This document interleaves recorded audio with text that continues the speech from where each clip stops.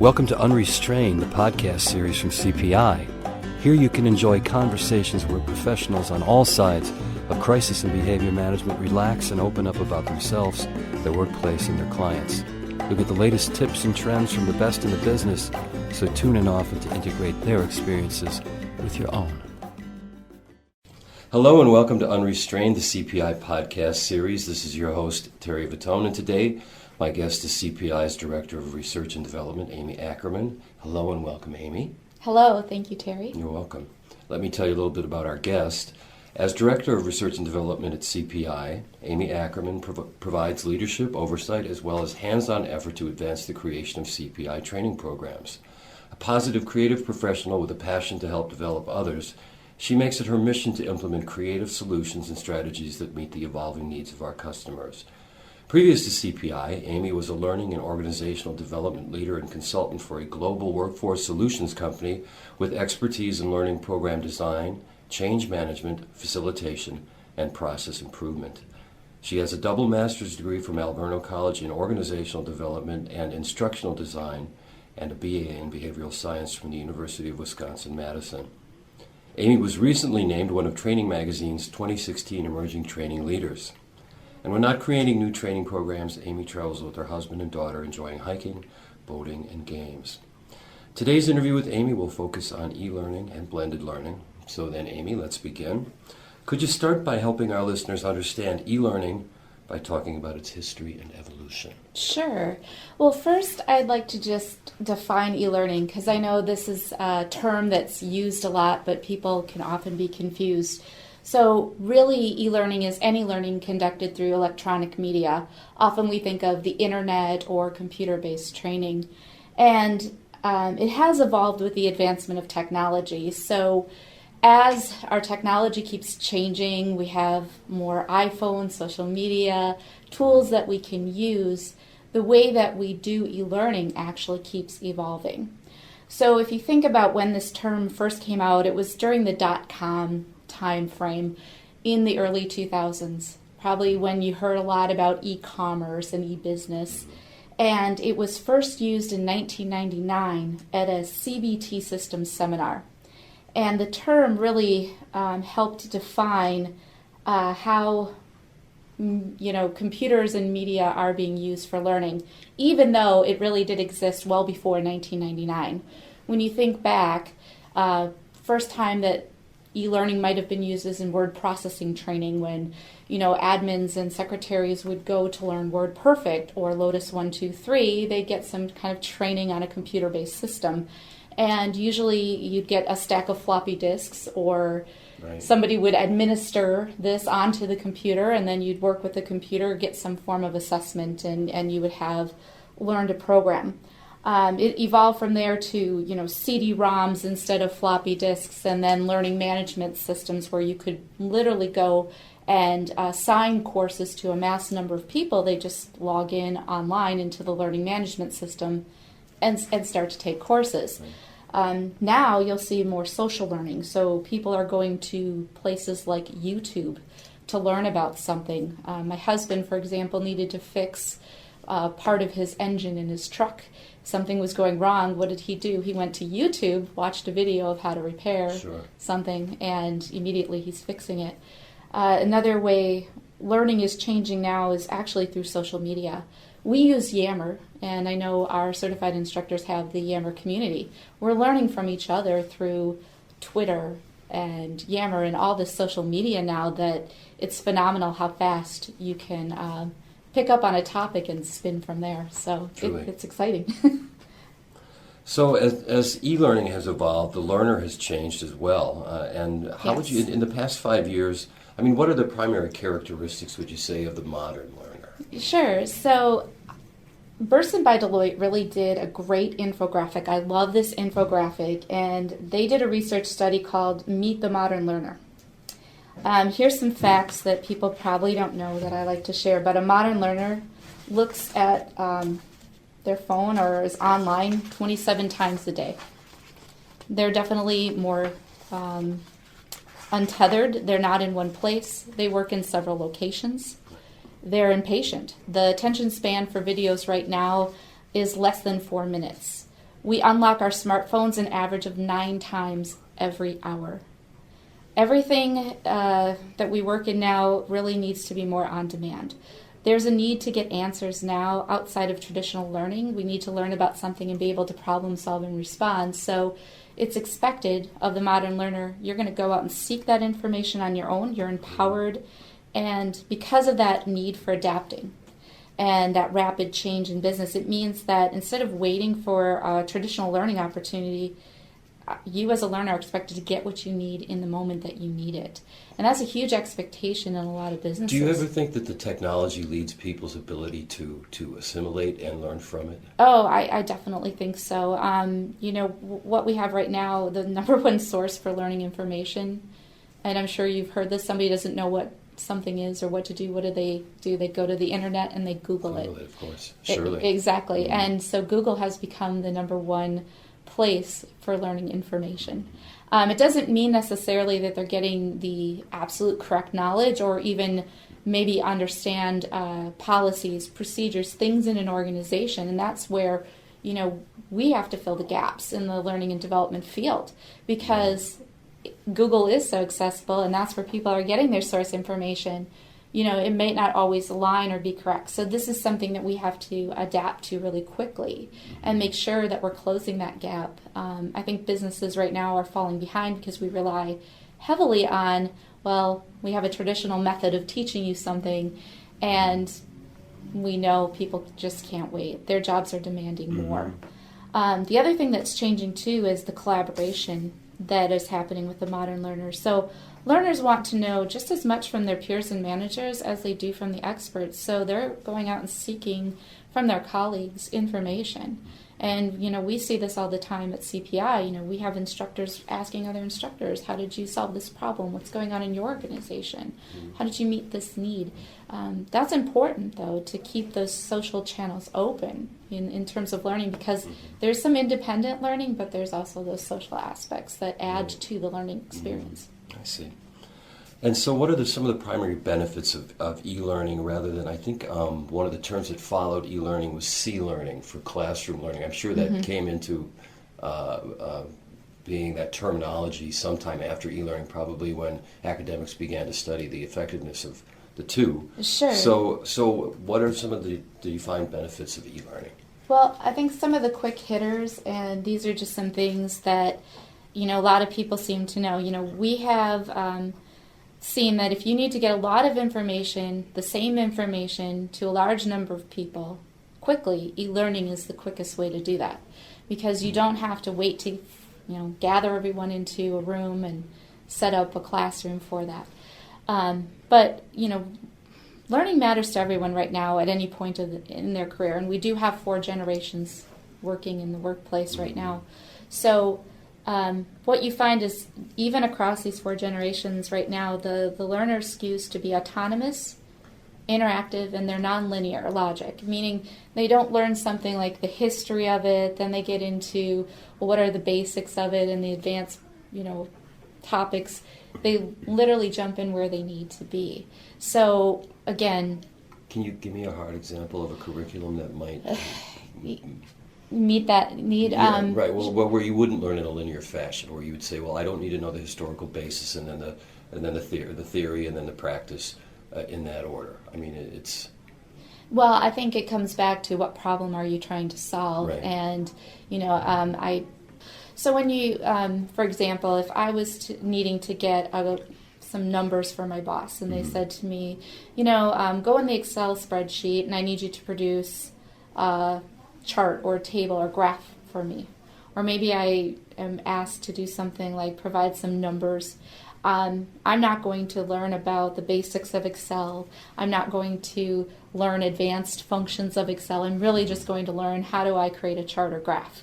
And I'm probably going to go right to that step by step. How do I do it? How do I accomplish this goal?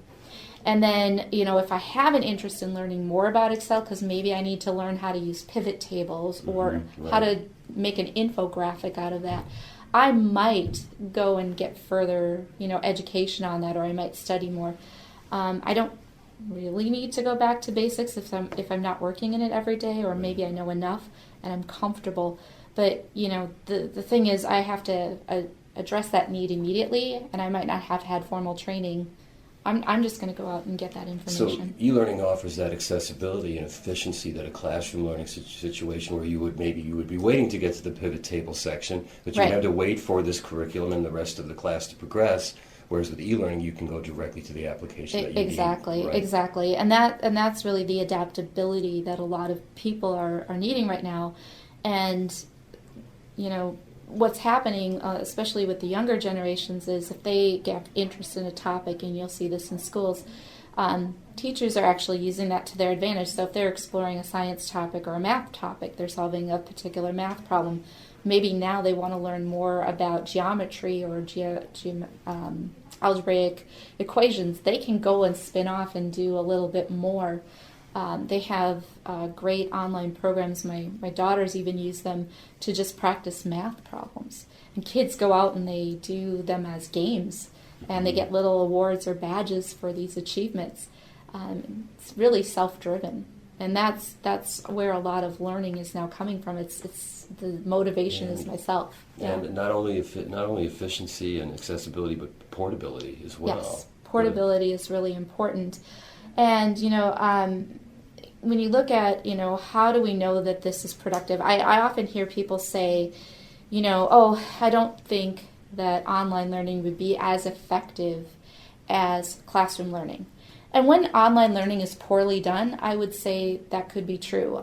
Some online learning in the past really was just an ebook where you're reading a lot of text and you click next and you read some more text and you click next. I'm sure you've experienced that. Sure. Yeah, and it's not really effective for learning, but when done right with simulations, scenarios, stories, and you try to make it as close to real-life situations as possible, it's actually showing that there is a better performance from the person who does an online learning or blended learning than those who do the traditional classroom in comparative studies.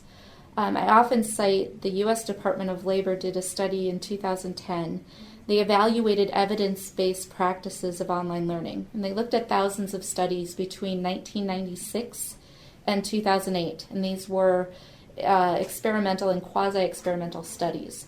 And they looked where there was a large enough sample where they could actually have evidence, that these comparative studies between these online and traditional classrooms had controls in place, that they were learning the same topics, the same evaluations. What they found in their metadata analysis of these, thousands of studies, is that those who did the online or blended actually performed better on average than those getting the same materials in a face-to-face. Another study I like to refer to that recently was released was from Relias Institute, and they partnered with the May Institute on this. So they had two groups of healthcare professionals. One group took blended learning and another did the traditional classroom. They had 40 hours of training between the two groups, and the ones that did a blended, which was online and some classroom versus those in classroom, those in the blended actually did more training. So they had, again, probably from the online materials, they went a little deeper, or maybe they went a little further in what they were learning. And on average, they retained 30% more knowledge from the course, and that's what the assessment showed. So those things to me actually show that even if you are on the fence of online learning, it's just as effective as classroom training. They're both valuable. I see. So can we bring this back home now a little bit and talk about how CPI's e-learning strategies, how our customers might take advantage of the benefits associated with e-learning, like efficiency, portability, time shifting, those sorts of things? Sure. So some of the things that, we're looking at CPI on our e-learning strategy is that obviously we've seen that learners' needs have changed and organizational needs have changed. Obviously, it's the same constraints. We need to get more people through training. We have less time to take off the floor and less time to actually do the training. We see that there is a need for learners to have augmented their knowledge prior to getting into the classroom. And so we're actually looking to design more e-learning options that allow for that. So a great thing that we're doing right now is one of our programs that we're looking at is our original program is called Hybrid. We're now having a new nonviolent crisis intervention program called Flex. And this nonviolent crisis intervention, Flex, is kind of our branding of any of our flexible learning options. It does stand for Flexible Learning Experience. And what we're trying to do there is provide all of the knowledge, concepts, and some practice in a safe environment, obviously doing this online, for learners to do and learn nonviolent crisis intervention before they come to a classroom portion. So then the certified instructors are really spending their time in that classroom instead of teaching the terms, definitions, and the concepts, practicing those terms and those skills and practicing the actual disengagements. I'm totally off topic there. Oh, that's okay. That's all right. Let's get back on track. So, what was I say? So, with nonviolent crisis intervention Flex, the certified instructor is really spending their time in the classroom on the application, so they can practice some of those things maybe they don't get to when they're teaching the term definition. So we can practice our paraverbals more. We can practice our nonverbal communication and the verbal intervention skills. We have more activities that are provided so you can actually engage the class in more discussion and more practice. And then as the certified instructor, you're also able to better assess how are they using these skills. You're spending more time on that assessment, less time on passing on knowledge. I see. So let me ask you, say I'm a school administrator and I approach a training coordinator. I say, hey, I've heard about this Flex. How do I determine if it's right for me as opposed to your more traditional nonviolent crisis intervention? A lot of that is going to depend upon a few things. So I always say, again, you want to look at where are your learners at right now. So if your learners are already feeling comfortable with using technology and they're comfortable with online learning, this would be a great opportunity to introduce this. You also want to look at the size of your organization too. If you have a smaller organization, it might not be worth that investment to have a computer set up in a room for people to take training, and it might be more cost effective really just to have a classroom with the 20 people or 30 people you need to meet with. In other cases, it might be that you can't get that group of people together, or they're in remote locations, or you have a large population that you need to get certified in a particular amount of time. You really want to look at that online option because it really will be more cost effective for you. Things that don't get put into training costs often are travel, time off the floor, things like even you have to feed them when they're in those training classes, and sometimes hotel accommodations. There's renting out space. There's a lot of things that come into play. And that's where the cost savings can come with that online learning, because even though you still are having to pay a person for that time at the computer, they're doing it at a self-paced rate.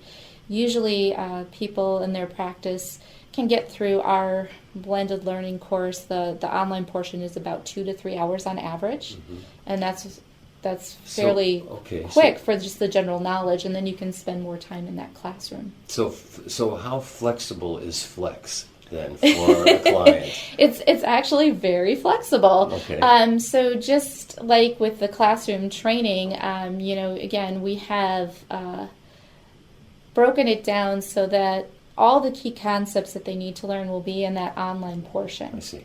In that 2 to 3 hours. So if you need to spend more time on your physical skills or more time on the verbal interventions, you can build in that time. Because again, you're not really going through and repeating, here's the definition of this word, or here's how we use kinesics. They already come with that knowledge. Right. So in other words, if I was worked with special educators who taught K through 5, rather than a large school district that had middle schools and high schools. My concerns would be different so far as the physicals Right. versus the verbals, and Flex will accommodate those needs then. Exactly. You can then, customize. Everyone's got the core concepts, but in the classroom with the K through 5, I might be focusing more on these activities. For those in, middle school through high school, I can focus on these interventions and these activities. And that's something that we're working on for all of our programs, even a change for our refresher program. We're working on having the flexibility in the classroom portion, and then we want to follow up with what's called micro-learnings. That leads to my next question. But this Sure. sounds great. That means that Yeah. if I'm an administrator and I call a training coordinator, they are going to be able to assess my situation on a basis of my distinctive needs, and then offer me a solution and a proposal that builds Flex for my specific purposes. Correct. Wow, that's tremendous. So that was my next thing, was if you could talk about the concepts of just-in-time learning, and you mentioned micro-learning. I'm sure some of those terms are new to some of our listeners. Certainly before this interview, they were new to me. Yeah, microlearning is something that in the training world we're talking a lot about, and it's not something new, but the term microlearning is new. It's really just how you chunk or break down a large amount of information that you need to have a base knowledge of something, and you just focus on one small chunk or one small component of learning.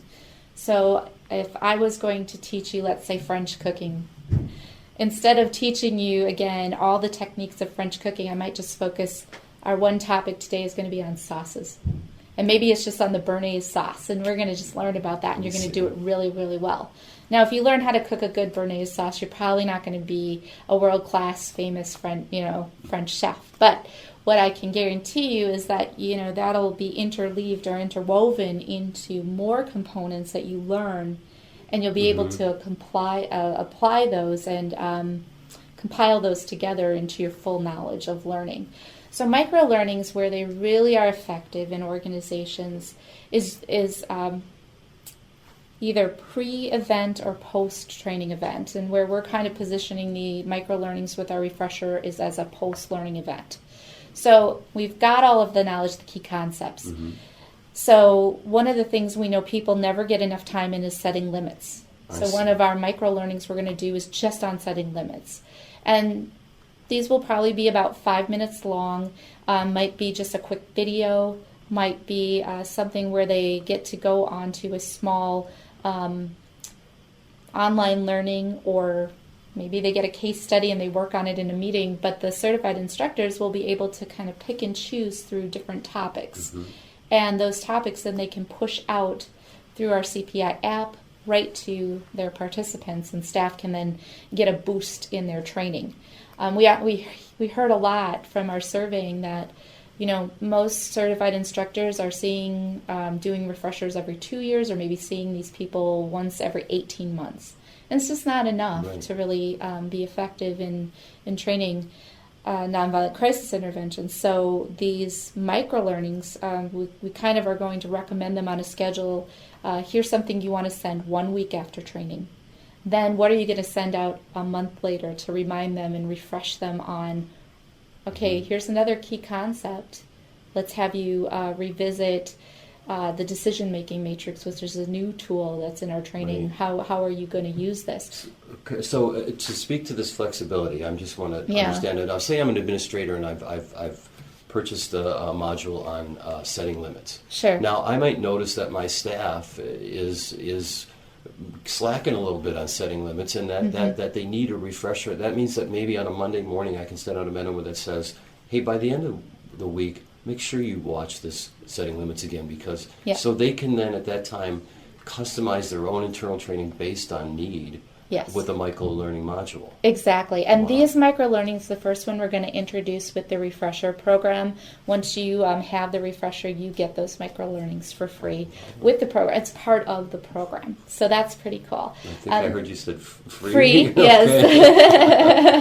I use the word free loosely there, but it does come, it's not an additional cost to get those micro-learnings with the refresher program. I get you. There's not an add-on surprise for the customer. Absolutely. That is included with the inside package. package. It's part of the package. And we want to encourage the use of it. Eventually, we can start building some more of these smaller component learnings that you can purchase that really are going to resonate and hit home for some of your certain needs. And we're looking to build that library and have it be, available for people to say, we really struggle with this in our organization.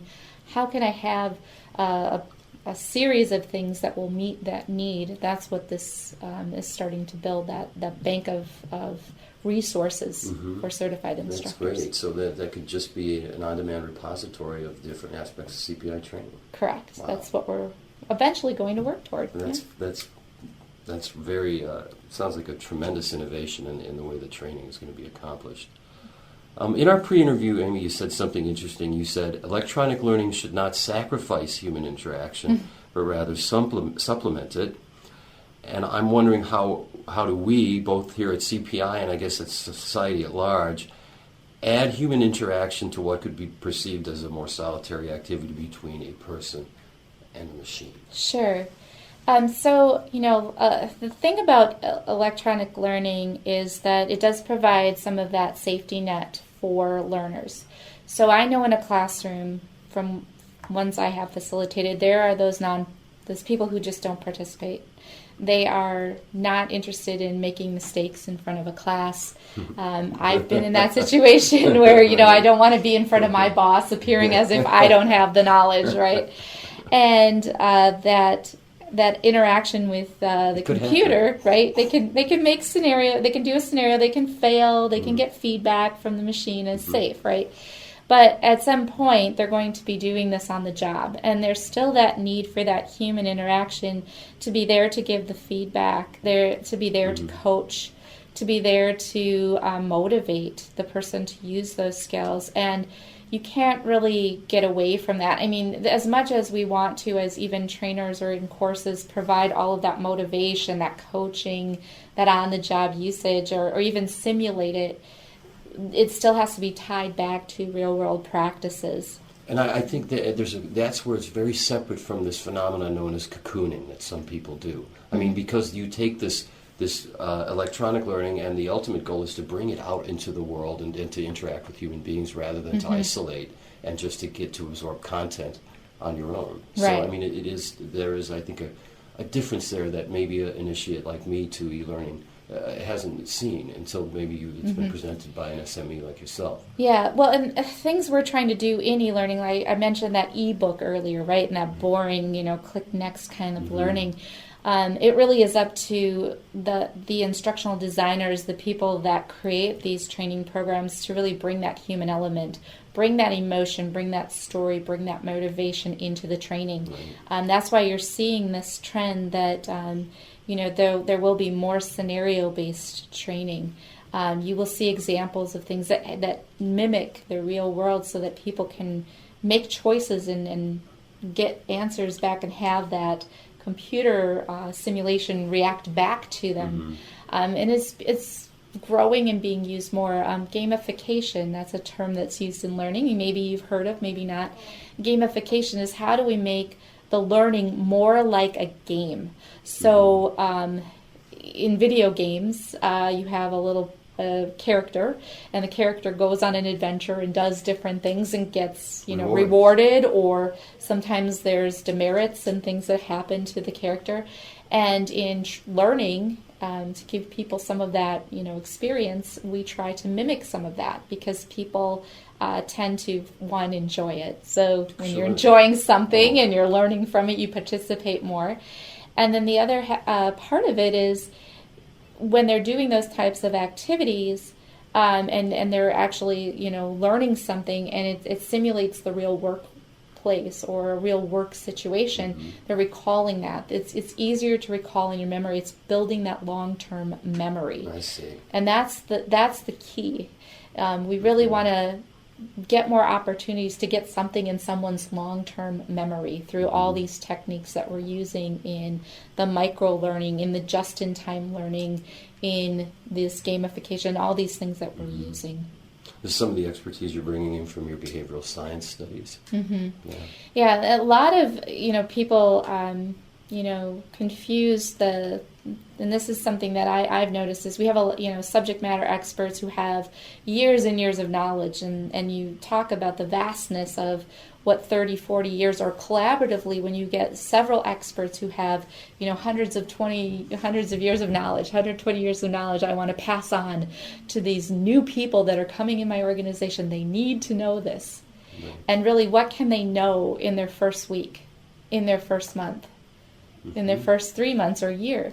So as a learning professional, I'm always looking at, well, how do I break this down for them and get them the things that they need to know immediately to be successful? And that's the challenge, because we can't just shove it in like a machine and plug somebody into a computer and say, hey, all this knowledge is now in your head. What we really have to do is break it down for them. So how do you choose determine an appropriate pace for a curriculum?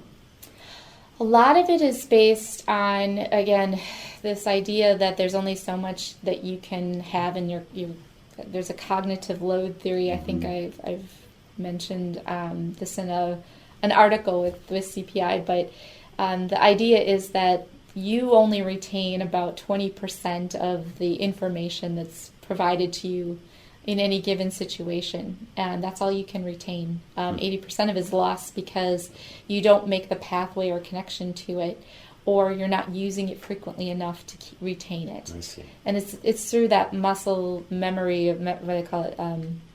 So basically, you've heard the term, if you don't use it, you lose it. Yes. Yeah. And it's part of that memory retention that if I'm not using this skill, I will lose it. So if you try to give me 20 years of skills and I'm not using any of it but these one or two, the only ones I'm going to remember are these two skills. So what you have to do to get that person to get that knowledge is build off of the skills that they already know and try to use the knowledge that they already have and keep building on that. Once they feel good at something or strong in something, then you build more on it. And there's the whole angle about making the interactive process entertaining.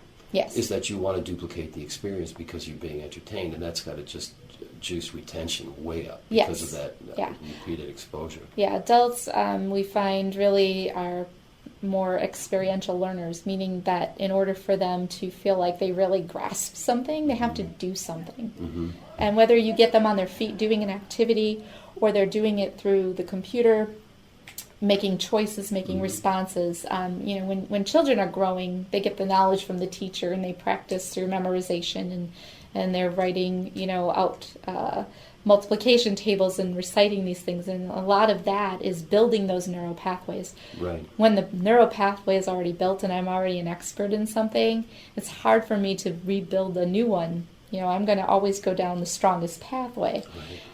And so what's happening is, with adults, they already have some knowledge and experience that they're relating everything to.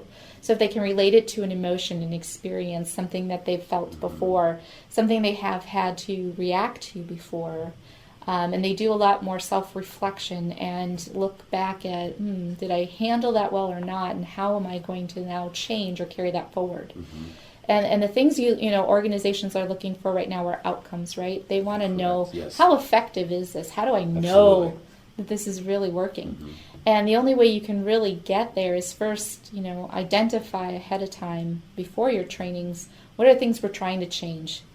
Is there a number of incidents that we have? Is there worker comp claims? Right. What's our customer satisfaction rates? Do we have an issue with a lot of restraints? What are the things we're trying to achieve through a program?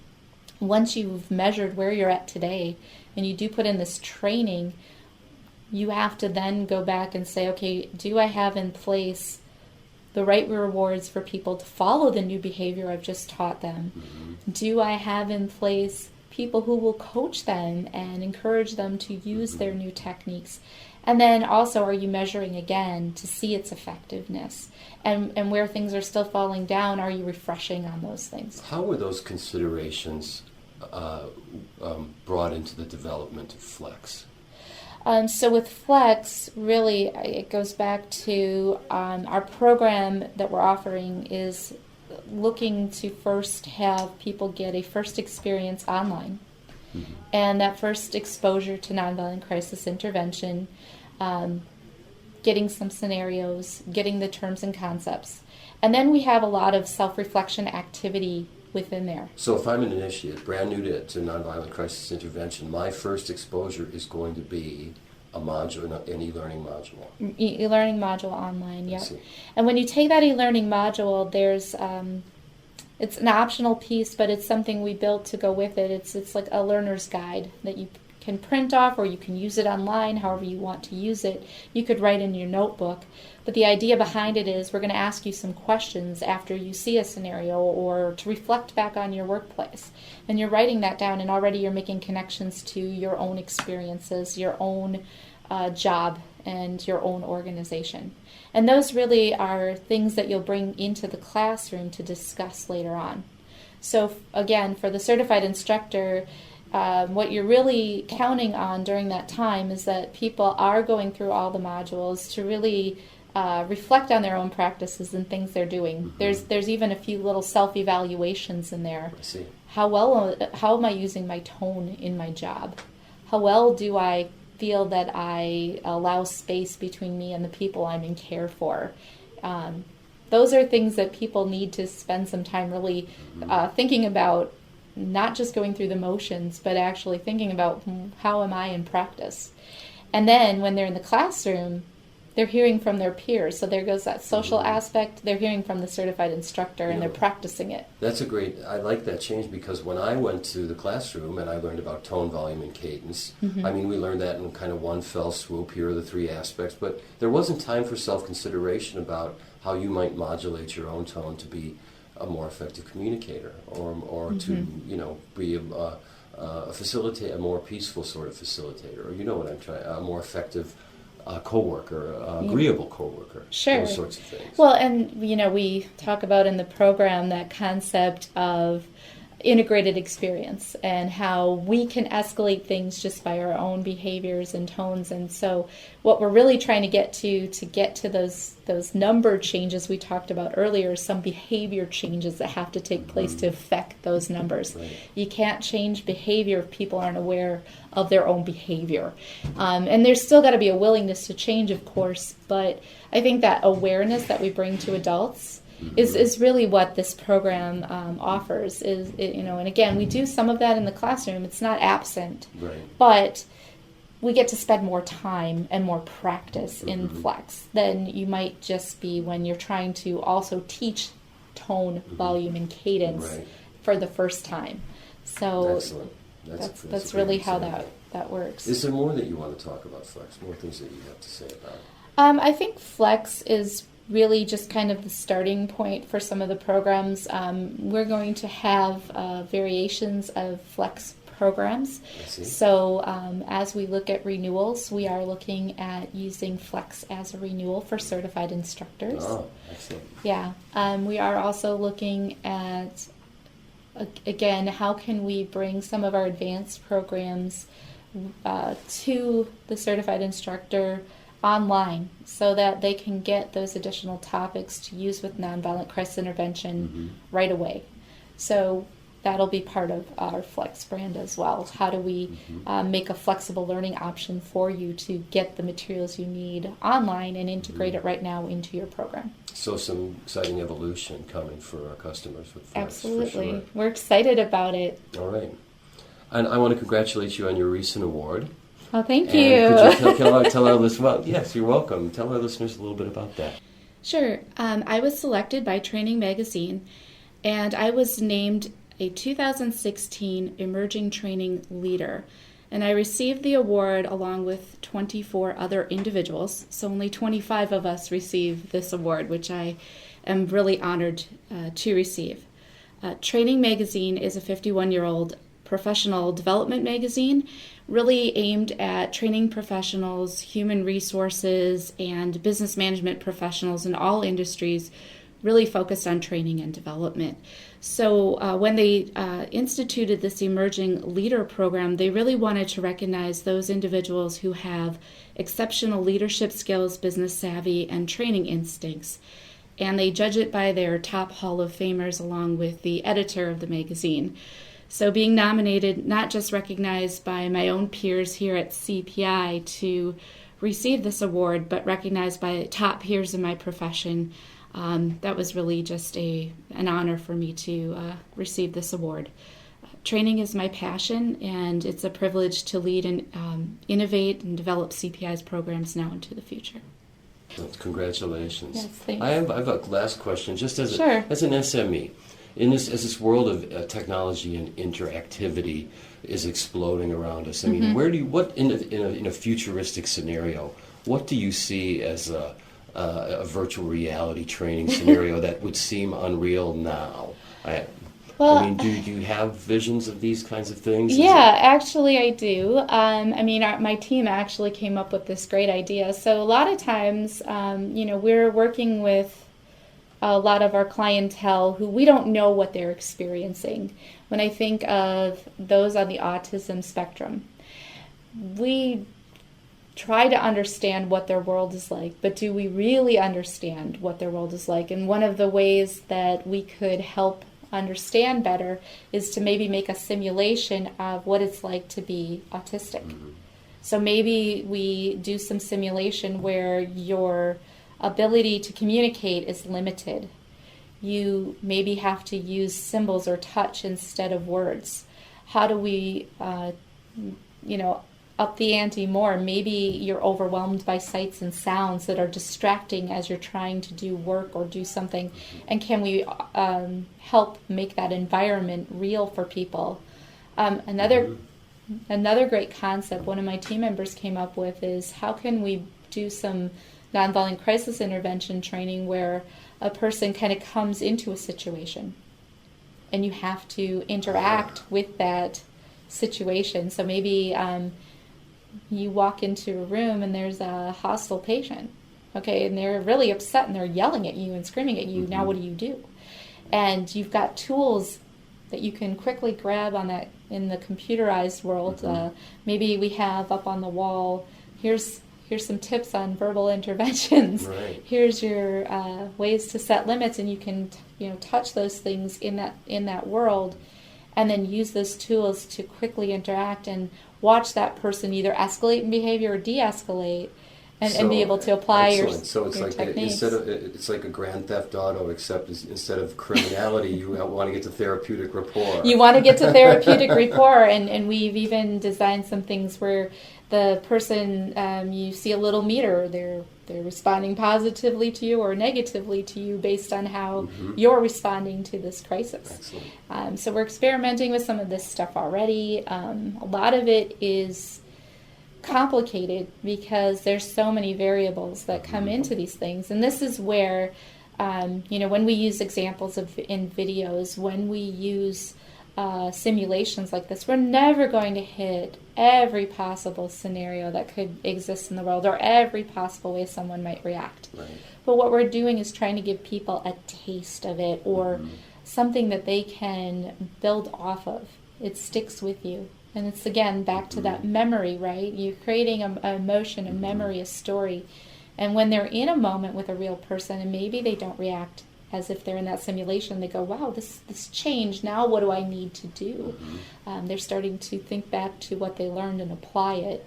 But you're able to apply it quickly because you've got, again, something to connect to. And they can more effectively improvise because they've internalized. Exactly. Yeah. Excellent. Yeah. And a lot of the feedback we have had on our customer beta or pilot of Flex is that they love the video scenarios we've put in there, and people are really relating to these characters because they've seen it, they've experienced it, and instead of observing it as if you're a fly on the wall watching two people interact, you're really interacting with this character in this training. What if I want a demo of that? Well, we actually will be able to provide those demos. In fact, I know our training coordinators are being asked this right now. Excellent. The nice thing is that the way that our learning management system is set up, we can give people a demo of the course, and that can be helpful for a deciding factor on whether or not this is the right product for you. You heard it here on Unrestrained. Amy, do you have any last thoughts? I just think that, this is an exciting time for those who are doing training or in the training world because you have so many different options and so many things, resources that you can use to actually help build training in your organizations. And a lot of times, we're limited by money, we're limited by time, and now there are ways to actually work, through some of those issues, and having things that are flexible, having things that can get right to your people, right in their hands. If we can even help you get it on a mobile device, we're going to do that so that, the things that are going to be effective, the things that you want to get in front of people will give you more opportunities to get, that training to the people as they need it. Mm-hmm. And that really is what I think is great. We're evolving even further into getting to use this technology. And what an appropriate final thought. Well, for Unrestrained, this is Terry Vittone. I want to thank my guest today. This is CPI's Director of Research and Development, Amy Acherman. Thank you, Amy. You're welcome. And thank you for listening.